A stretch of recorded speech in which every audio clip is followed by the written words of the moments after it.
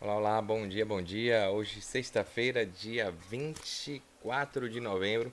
Mais um estudo nosso, mais um guia aqui, né? Pra gente aprender sobre a palavra de Deus. Tô aqui com o meu guia Missão de Deus, minha missão.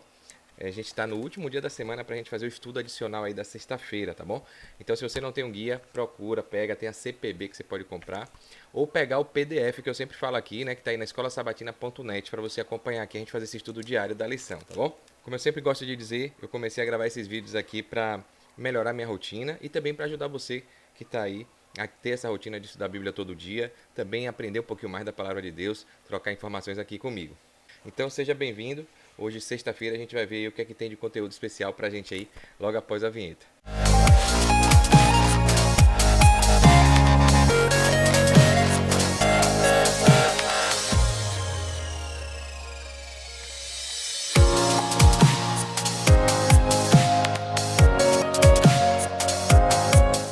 Maravilha, maravilha então, né? Vamos lá. Se você não pegou aí o estudo, não acompanhou, desde sábado eu tô postando sábado, domingo, segunda, terça, quarta, quinta e hoje sexta, último dia aí, pra gente começar amanhã um outro tema que vai ser bem interessante também. Então aproveita para você aí recapitular tudo nesse dia de hoje. Como a gente sempre faz, vamos aqui à nossa oração inicial. Querido Deus amado Pai, muito obrigado por esse dia, por esse privilégio de estudar a Tua Palavra. Que o Seu Santo Espírito nos abençoe, perdoe os nossos pecados, nos ilumina. Em nome de Jesus, amém. Vamos lá então, né? Compartilhando aqui, fazendo a transição. Então, hoje, dia 24 de novembro, Missão em Favor dos Necessitados é o tema da semana que a gente veio estudando. E a gente vai fazer o estudo adicional, porque na sexta-feira, né, a gente tem aqui o tema que a sexta traz do guia. E depois a gente vem aqui, ó, complementos. Ó, quanta coisa vem, né? Pra gente aí poder fazer um aprofundamento no tema, pegar exemplos aí do Espírito de Profecia, de livros. Então é bem bacana. Por isso que a gente fala que é um estudo adicional aí. Então, resumi aqui algumas coisas importantes que eu achei e a gente aí vai trazer aqui no vídeo, tá bom? Então, nessa sexta, o guia traz aqui um estudo adicional orientando, sugerindo a gente estudar um documento, né, que está aqui de Arthur White, né, e de Ellen White, a Few Day a Long Point, né? Se traduzir aqui, eu acho que são poucos dias para um ponto longo, enfim. Ellen G. White aqui, os anos na Austrália, né, de 1891 a 1900, que foi quando ela foi para a Austrália fazer o trabalho, uma missão lá. Bem interessante isso aqui. Volume 4, página de 100 a 104. Então pede pra gente dar uma lida se você quiser buscar na internet aí. Tem muito material gratuito sobre Ellen White, sobre os manuscritos dela, os livros dela aí na internet, tá bom? Então, com certeza esse estudo aqui, né, do Arthur White e da Ellen White vai ajudar a gente também a ter uma visão melhor aí, mais um deslumbre melhor de como a gente vê essa missão em favor dos necessitados. Os escritores do Evangelho registraram exemplos da prática de Jesus de construir pontes com pessoas de outras culturas para salvá-las. É escrito lá em Mateus 8, de 28 a 34, e Marcos, capítulo 5, de 1 a 20. Né? A gente pode ler aí também, que são estudos adicionais aí. Da mesma forma, também somos chamados a fazer amigos e ministrar às pessoas de outras culturas. A gente já falou disso durante a semana, né? Tá só recapitulando. A morte de Cristo foi por todo ser humano, independente de raça, de nacionalidade, de riqueza ou pobreza ou de origem, né? Esse é um ponto que nunca devemos esquecer. E ele mesmo é a propiciação pelos nossos pecados, e não somente pelos nossos, mas também pelos de todos os seres humanos do mundo. Está lá em 1 João 2, 2. E aqui vem um alerta, o guia traz um alerta aqui, né, dizendo: ó, homens e mulheres não estão cumprindo o desígnio de Deus quando simplesmente expressam afeto pelo círculo de sua própria família, enquanto excluem da sua afeição aqueles a quem poderiam confortar e abençoar, aliviando suas necessidades. A gente já falou disso também, que não adianta amar quem a gente gosta, fazer a obra, ajudar a quem a gente gosta, quem a gente ama. Isso aí, né, não tem nada de especial. O difícil é fazer com quem a gente não gosta, com quem a gente não ama, com quem a gente, né, não tem muito relacionamento. Quando o Senhor nos ordena fazer o bem para todos, fora de nosso lar, ele não quer dizer que o nosso afeto pelo lar tem que diminuir, que a gente tem que amar menos nossos parentes ou nosso país. Na verdade, ele fala isso porque ele deseja que estendamos as nossas simpatias, que a gente amplie esse rol de relacionamento aí, esse amor, né? Mas não devemos confinar nosso afeto e simpatia dentro de quatro paredes e cercar a bênção que Deus nos deu para que outros não se beneficiem conosco em seu desfrute. Então não adianta você saber tudo e ficar para si, né? Então não adianta você ter ali algumas coisas e deixar fechado numa bolha, dentro de quatro paredes. Então, isso aqui é Ellen White também fazendo a nossa profetisa aí, a autora best-seller, recomendando aí, né? Então, algumas revistas, alguns periódicos aqui que ela escreveu em 15 de outubro de 1895. A responsabilidade que nos foi dada de sermos uma bênção para aqueles fora da nossa zona de conforto, quer sejam de uma outra cultura ou apenas uma pessoa necessitada, é um mandato inegociável do próprio Jesus Cristo. Está lá em Atos 1:8 e Marcos também 11:17. Então são várias mensagens que eu estou citando aqui. Depois você pode dar um pause, dar uma olhada na Bíblia para você atestar o que está na palavra de Deus, né? Complementando um estudo adicional de tudo que a gente já tinha visto aí com as passagens bíblicas da semana, tá bom? Aqui o professor Gilberto Brasiliano ele traz também uma coisa interessante, né? Ele fala aqui, ó, ao encerrarmos o estudo desta semana, devemos estar conscientes de que precisamos estar envolvidos na missão divina de salvação em favor dos necessitados. Deus nos usará para atendermos pessoas com necessidades e usará pessoas para nos ajudar em nossas necessidades. Deus só quer que pratiquemos o que temos pregado sobre o amor, né? Então, na verdade, é só para a gente praticar, porque aquilo que a gente não pratica, a gente não cria o hábito, né? Sem hábito não tem como a gente ser cristão, né? Só da boca para fora. Então tem que ter o hábito diário de estar fazendo isso como realmente estilo de vida nosso, tá? Aqui tem uma ilustração bem interessante. O grande pregador, acho que é Dwight Moody, eu acho que é isso, né? O Moody, Dwight Moody, né? Contou que estava um dia em um trem juntamente com o famoso professor Towner, quando um jovem bastante alcoolizado, ferido e com o olho inchado, reconheceu Moody, o pregador, né, como pregador e começou a cantar hinos e a murmurar versos bíblicos. Então estava ali o grande pregador com um amigo, professor, e chegou um rapazinho, né, alcoolizado ali, ferido, machucado, e reconheceu o pregador e começou a cantar, versos bíblicos, a cantar e a falar. Moody ficou muito incomodado e chamou o cobrador de passagens pedindo que retirasse aquele jovem incômodo dali. Então imagina, né, o pregador estava ali, a pessoa reconheceu, começou a cantar, né, ia falar versos bíblicos, né, mostrando que conhecia, que sabia, e o pregador ficou meio estranho, achou estranho, na certa até pensou, né, que estava zombando, estava tirando sarro dele, né, enfim. O cobrador se abaixou e falou mansamente com o jovem, levantando para o fundo do trem, ao vagão de bagagens, onde lavou-lhe a vista doente, fazendo um curativo com seu próprio lenço e colocando para dormir. Então o cobrador que foi lá e fez realmente um ato de bondade, né, que agiu, né, com realmente como deveria o pregador, né, que coisa. E o grande pregador parou por um instante, e ao ver aquela situação toda ali, né, ele brigou, o rapaz estava cantando, lendo o versículo, em vez de ele ajudar, né, se aproximar, mandou o cobrador tirar, disse que estava sendo incomodado. O cobrador foi lá e fez o que ele deveria ter feito, né? Cuidou, teve amor pelo próximo ali.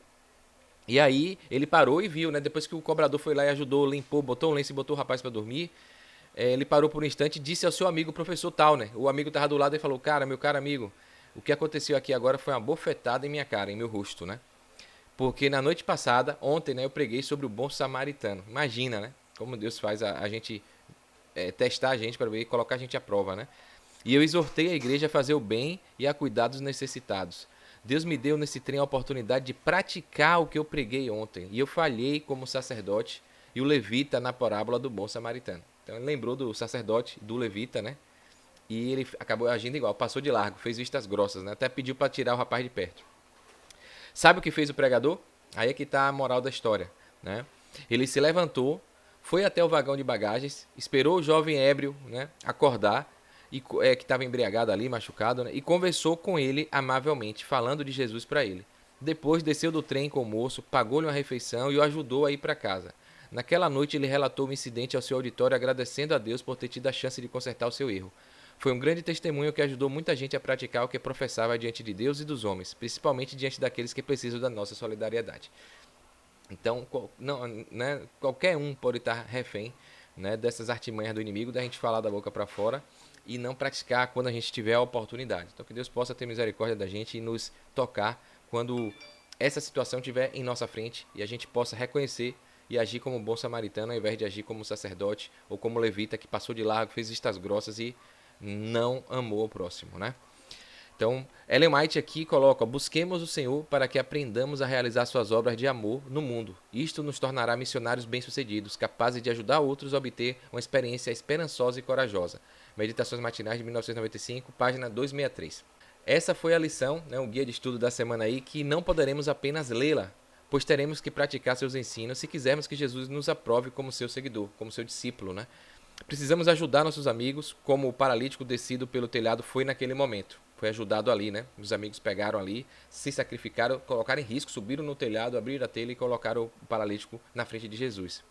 Precisamos usar os métodos de Cristo de aproximação, conhecimento das necessidades dos outros, uso da compaixão e ministração de atendimento às necessidades dos amigos e dos estranhos também. Então a gente falou isso tudo durante a semana, né? As 5 dicas ali que Ellen White deu. Recapitula se você não viu esse estudo aí. Né? E também essa coisa de chegar devagar, procurar conhecer, criar amizade, né? Criar confiança, procurar atender alguma necessidade física, emocional, né? Tanto de pessoas que a gente conhece quanto de estranhos, e depois sim falar de Jesus. Precisamos atender os refugiados e os estrangeiros, pois para eles é muito difícil recomeçar a vida em um lugar estranho, sem trabalho, sem amigos, sem meios de sobrevivência. Eu tenho familiares que passaram por isso, né? Realmente vivem na pele, viveram na pele. Até hoje vivem porque é ser estrangeiro em um país, na Europa, em outro lugar. Eu tenho certeza que eles mais do que ninguém sabem dessa dificuldade aqui, né? Tá longe de família, com saudade e passando dificuldades por conta de diversas culturas serem diferentes, né? Apesar de às vezes o idioma ser o mesmo, como por exemplo em Portugal, às vezes a cultura, o jeito de ser é diferente, né? As pessoas são mais fechadas, são mais frias, enfim. E a dificuldade acaba aparecendo. Os feridos de forma física e emocional precisam de nossa ajuda mais do que nunca em nosso tempo. Né? Isso demonstrará amor sem igual e envolvimento na missão divina de ajudar e salvar. Deus nos abençoe e nos dê coragem, iniciativa, ousadia e fé para mostrarmos Ele em nossa vida. Né? Como eu falei, a gente tem que ser cristão de prática, de um estilo de vida, né? Como a gente vive. Ellen White, outra vez aqui, coloca no livro Evangelismo, página 537. Na obra de ajudar a outros, podemos alcançar vitórias muito preciosas. Devemos devotar-nos com incansável zelo, com fervente fidelidade, com abnegação e com paciência à tarefa de ajudar os que precisam desenvolver-se e serem salvos. E para finalizar, o nosso guia aqui traz algumas questões bem interessantes também, né? Para a gente discutir, estudar durante esse fim de semana aí, à noite. Qual é a sua zona de conforto? Por que você deve sair dela quando necessário? Então, às vezes a gente está na nossa zona de conforto, já não tem muita necessidade, né? E o que é que está deixando a gente, às vezes, até numa zona de conforto sem conforto nenhum, né? Precisando amadurecer espiritualmente, precisando ter um motivo a mais para ajudar, como aquela ilustração que a gente viu do cara que ia se suicidar e no caminho Deus acabou mostrando a criança chorando, ele foi ali, cuidou e viu que tinha gente muito pior que ele, acabou desistindo e levou aquilo como missão de vida, ajudar o outro, né? Então, por que é que você deve sair, né, dessa zona de conforto quando for necessário? E até porque se você está na zona de conforto e não quer fazer nada, você tem aí a sua missão de ajudar o próximo, né? De levar esse conforto para outras pessoas também. E se você tem fé em Deus, ama o próximo, você não está fazendo nada, a fé sem obra é morta, né? A gente já viu isso. Outra coisa aqui, ó, Jesus foi chamado de glutão e bebedor de vinho, né? Amigo de publicanos e pecadores, em Mateus 11:19. O que motivou essa acusação e o que isso nos ensina sobre a missão? Se você quiser comentar, deixa aí, eu não vou responder isso aqui, vai ficar no ar. Por que é que Jesus foi chamado aí de comilão, né? De glutão, de bebedor de vinho, amigo de publicano e pecador, né? Por que que muita gente acusava ele dessas coisas, né? Os fariseus, os escribas ali, os mestres da lei, sempre interpretavam de uma forma errada. Por que que você acha que isso aconteceu? E o que que isso nos ensina hoje sobre a necessidade que a gente tem, a missão que a gente tem de ajudar o próximo, né? Então eu vou dar até um spoiler aqui, uma dica, por exemplo, é que muita gente se preocupa com o que o outro vai dizer, né?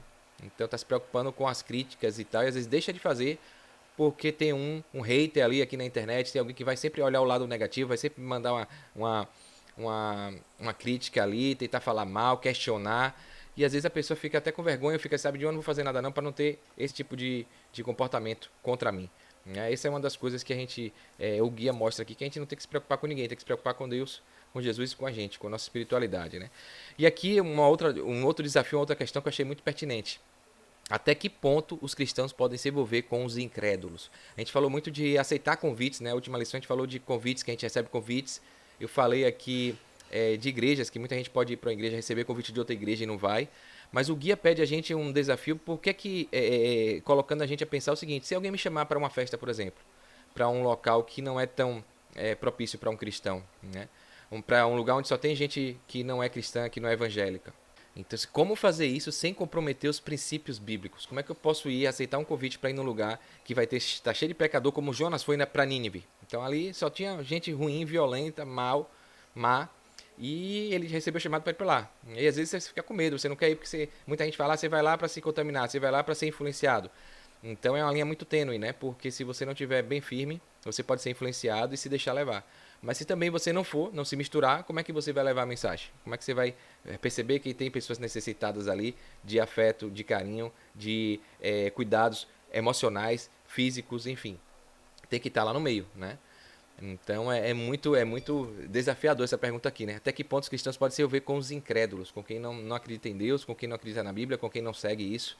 E como fazer isso sem comprometer os princípios bíblicos? Coloca aí, como é que você pode criar uma estratégia para fazer isso sem se arriscar tanto? Porque tem muitas passagens. Eu vou lançar aqui o desafio para deixar esse tema aí mais complexo ainda, porque a Bíblia fala que o joio não se mistura com trigo, né? Mas eles crescem junto, né?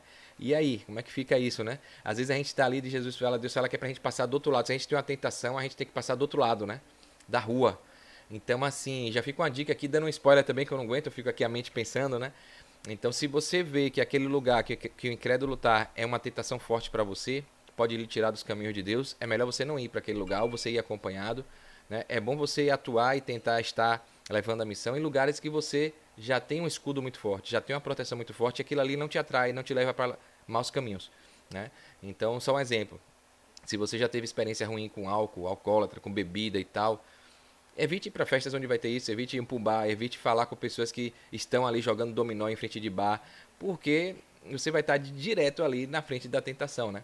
Então tenta fazer aí no presídio, tenta ir, né, em outros locais que não tenha bebida, enfim. Se bem que hoje é difícil, né? Porque hoje todo mundo está nesse, nesse vício aí. Enfim, mas tem que pensar, pedir sabedoria a Deus para ele colocar a oportunidade certa. E eu tenho certeza que ele vai preparar a oportunidade certa para cada um de nós. Tá bom? Então fica aí. Escolasabatina.net.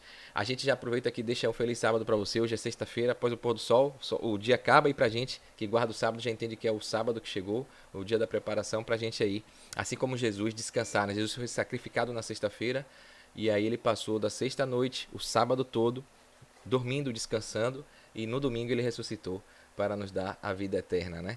Então aqui tem alguns horários aqui, né, do pôr do sol, quando o sol vai se pôr aqui em algumas cidades do Brasil, enfim, para você também criar esse hábito muito interessante de separar um dia para descansar e estar mais próximo do seu Criador. Tá bom? Espero que você tenha gostado, curte, comenta, se inscreve aqui no canal, clica no sininho para você receber as notificações aí dos vídeos, das coisas que eu estiver postando aqui no canal, tá bom? Mais uma vez aí, obrigado pela sua companhia e a gente se vê amanhã com outro tema. O tema tá bem bacana, vou dar um spoiler aqui já.